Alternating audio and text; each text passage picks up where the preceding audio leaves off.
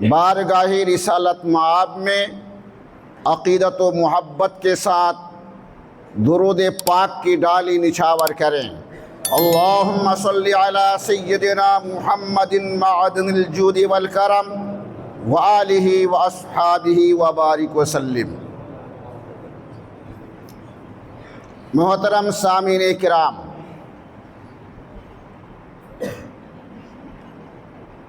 جو سورہ پاک خطبہ کے بعد تلاوت کرنے کا شرف حاصل کیا ہے، سورہ اخلاص سب لوگ جانتے ہیں، جو نمازی ہیں وہ بھی جانتے ہیں، جو قرآن پڑھنا جانتے ہیں وہ بھی جانتے ہیں، اور جو پڑھے لکھے نہیں ہیں وہ بھی پڑھنے والوں اور تلاوت کرنے والوں کی زبان سے سنتے ہیں۔ قل هو اللہ احد۔ نبی اکرم نور مجسم صلی اللہ تعالی علیہ وسلم نے جب اعلان نبوت کیا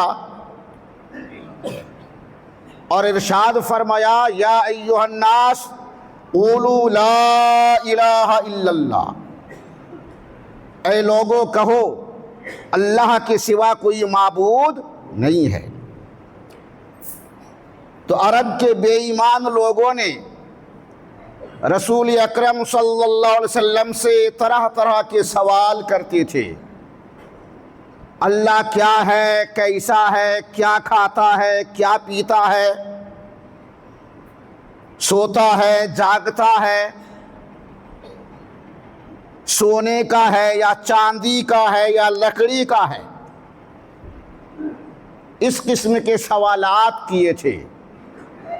تو اس پر اللہ تعالیٰ نے اس سورہ پاک کو نازل فرمایا اور اپنے حبیب جناب محمد الرسول اللہ صلی اللہ تعالی علیہ وسلم سے خطاب فرمایا، قل هو اللہ احد، اے محبوب آپ کہہ دیجئے کہ وہ اللہ ایک ہے۔ اللہ معبود ایک ہے، اس کے سوا اور کوئی معبود نہیں،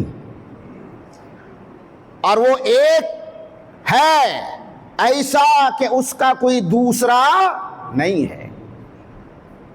ایک دو تین، تو ایک کا دوسرا ہے، ایک کا ایک دو، اس ایک کا دوسرا دو ہے، تیسرا بھی ہے، لیکن اللہ وہ ایک ہے، اکیلا ہے، اس کا کوئی دوسرا نہیں ہے۔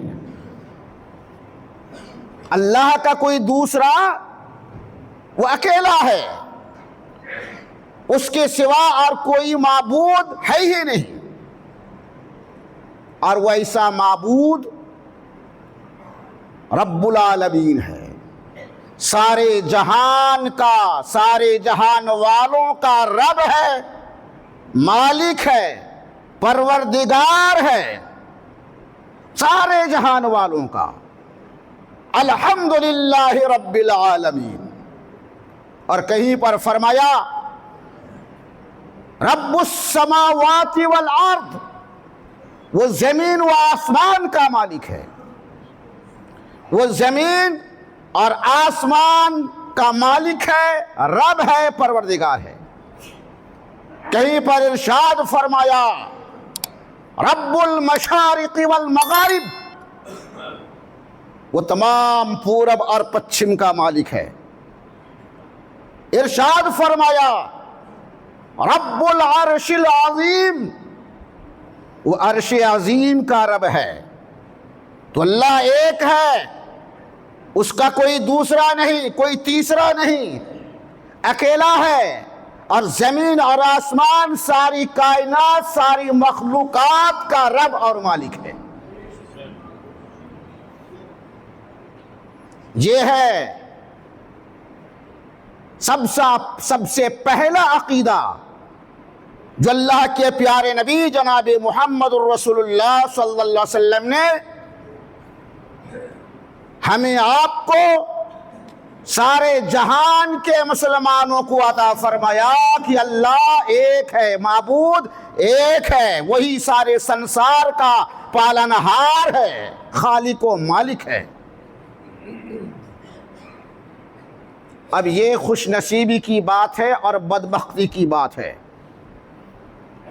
کچھ تو وہ تھے جو رسول اکرم صلی اللہ علیہ وسلم کے اس پیغام حق کو سنا، کان سے، کان لگا کر سنا، دل سے سنا، اور پیارے آقا کے دامن سے وابستہ ہو گئے، اور قیامت تک ایسے خوش نصیب ہوتے رہیں گے جیسے کہ ہم اور آپ، ہمارے آپ کے باپ دادا جو ہندوستان کی دھرتی میں رہتے ہوئے ان کے خلفاء کے ذریعے سے، اولیاء اللہ کے ذریعے سے اس پیغام حق کو سنا اور قبول کر لیا، مسلمان کہلائے۔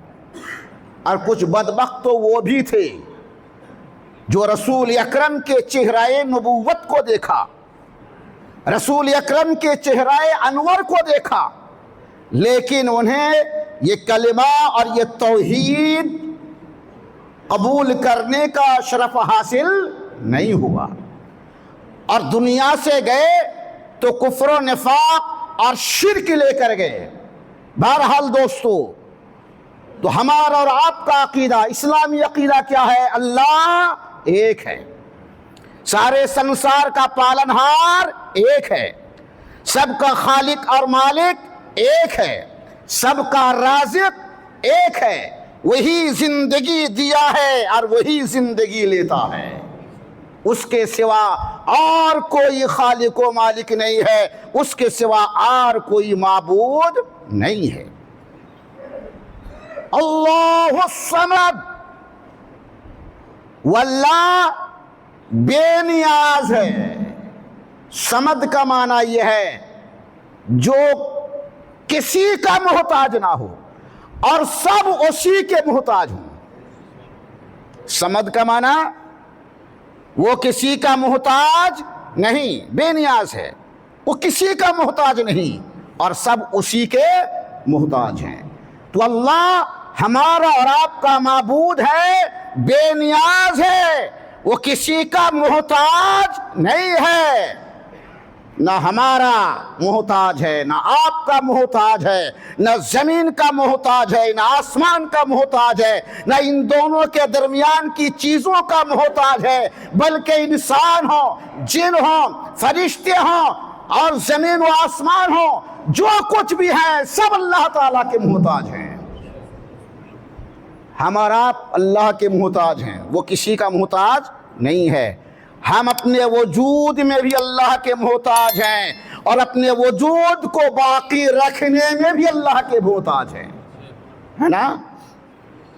ہم اپنے وجود میں بھی اللہ کے محتاج ہیں، اس لیے کہ ہمیں پیدا کرنے والا، ہمیں وجود دینے والا اللہ تعالیٰ ہے، اور جب تک اس نے باقی رکھا ہے ہم ہیں، اور جب اس کی رضا ہوگی، جب اس کی مرضی ہوگی تو ہم دنیا سے چلے جائیں گے، ہماری روحیں قبض ہو جائیں گی۔ تو ہم آپ سارے سنسار اللہ تعالیٰ کے محتاج ہیں، اپنے وجود میں بھی اور اپنی بقا میں بھی۔ اس نے ہمیں وجود بخشا تو ہم موجود ہوئے، جب اس کی مرضی ہوگی ہمارا وجود ختم ہو جائے گا۔ تو ہم اللہ تعالیٰ کے محتاج ہیں، صرف وجود ہی میں نہیں، ہر چیز میں۔ ہم اللہ تعالیٰ کے رزق کے محتاج ہیں۔ اگر اللہ تعالیٰ آسمان سے بارش نازل نہیں فرماتا تو زمین سے اناج نہیں اگتے، پیڑ پودے نہیں اگتے، پھل پھول نہیں اگتے۔ تو اللہ تعالیٰ نے آسمان سے بارش کو نازل کیا اور وہ بارش کے قطرے زمین پر آئے اور زمین کو بھگایا، نرم کیا، اور کسان نے دانہ ڈالا تو آسمان اور زمین کی ملاوٹ سے اللہ تعالیٰ نے اناج پیدا کیا۔ یہ ہرے بھرے درخت، یہ پھلدار درخت، یہ قسم قسم کے اناج اور یہ رنگ برنگے پھول، بولو کس نے پیدا کیا؟ اللہ تعالیٰ نے۔ تو ہم اپنی روزی میں بھی اللہ تعالیٰ کے محتاج ہیں۔ اگر اللہ تعالیٰ پانی نہیں دیتا تو کیا پیتے؟ پانی میں بھی ہم اللہ کے محتاج ہیں۔ ہوا بھی اللہ نے دیا ہے، ہوا کے بھی ہم محتاج ہیں۔ ہر چیز میں انسان اللہ تعالیٰ کے محتاج ہیں، لیکن اللہ تعالیٰ کسی چیز کا بھی محتاج نہیں ہے، وہ سب سے بے نیاز ہے۔ ارے بھائی، جب زمین نہیں بنائی گئی تھی، آسمان نہیں بنایا گیا تھا، ساری کائنات نہیں بنائی گئی تھی، وہ تنہا تھا، اکیلا تھا، اب بھی اکیلا ہے، تو اللہ تعالیٰ کو کسی چیز کی ضرورت تھی؟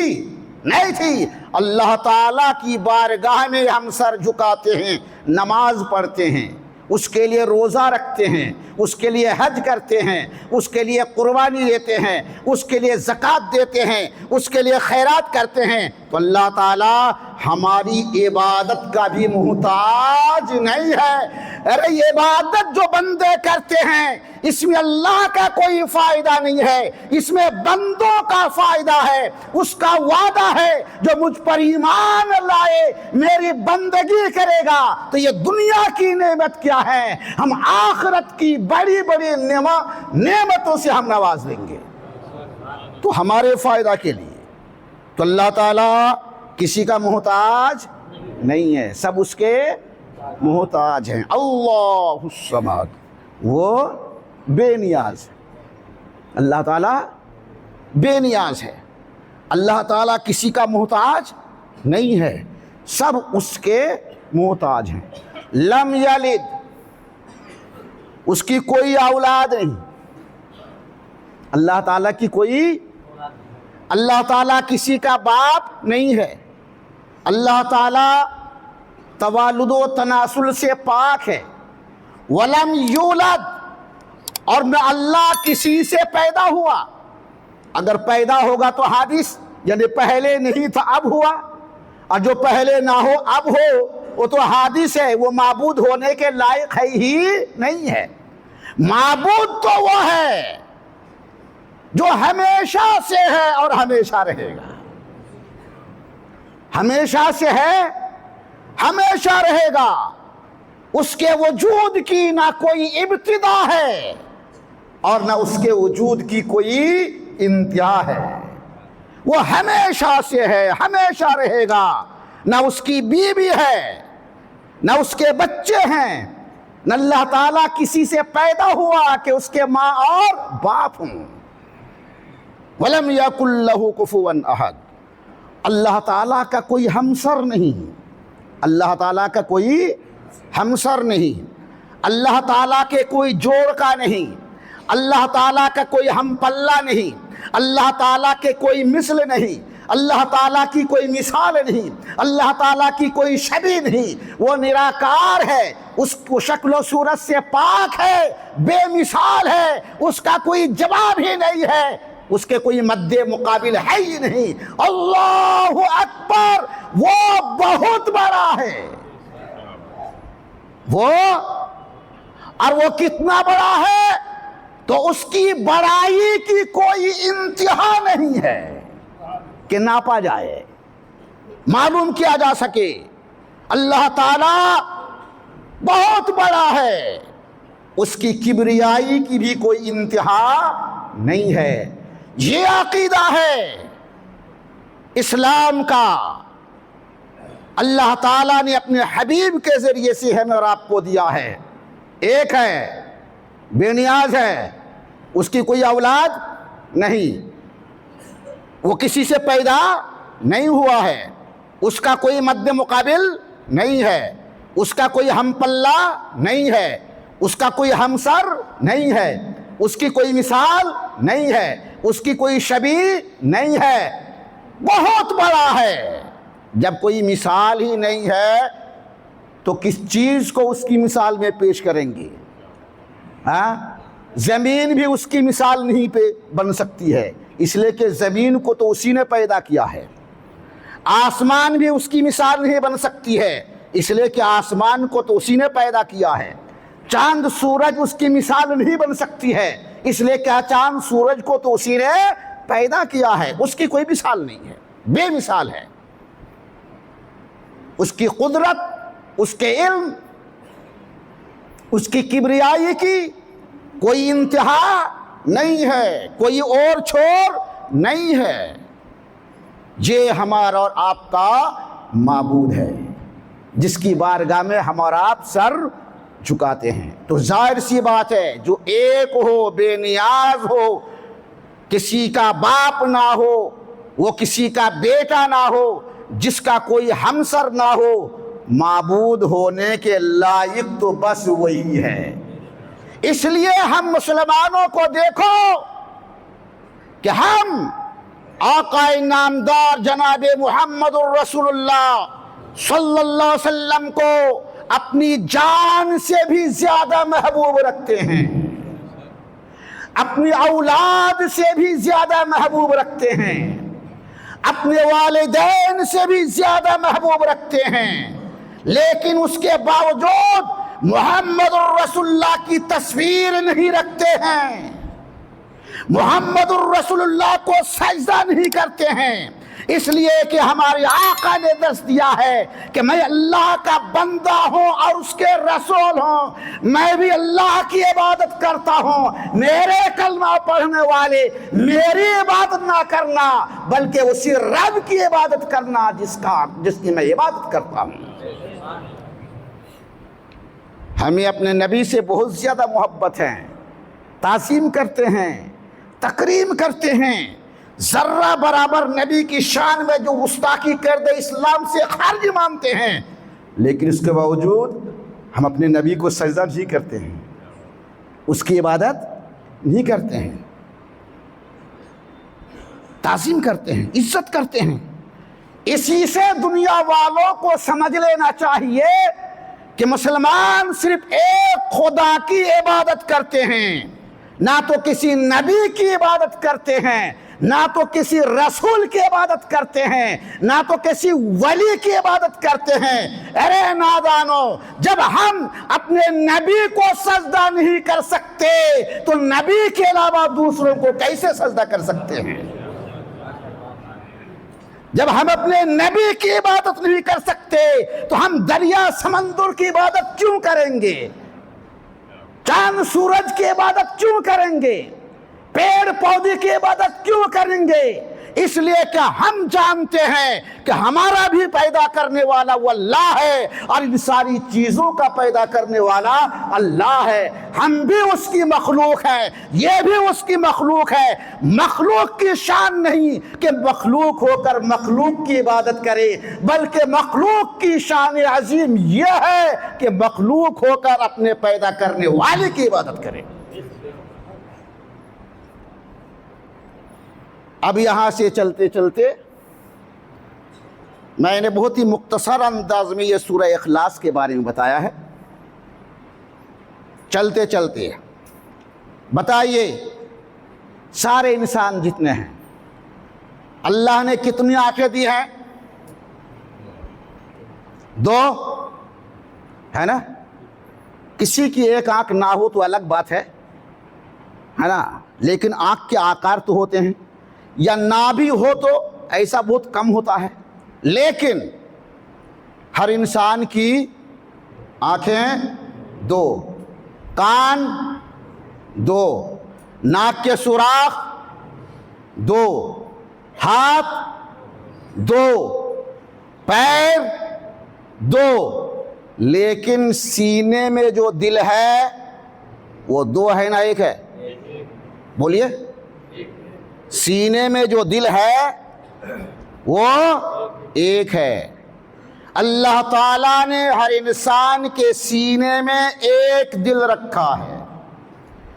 کیوں 1 دل رکھا ہے؟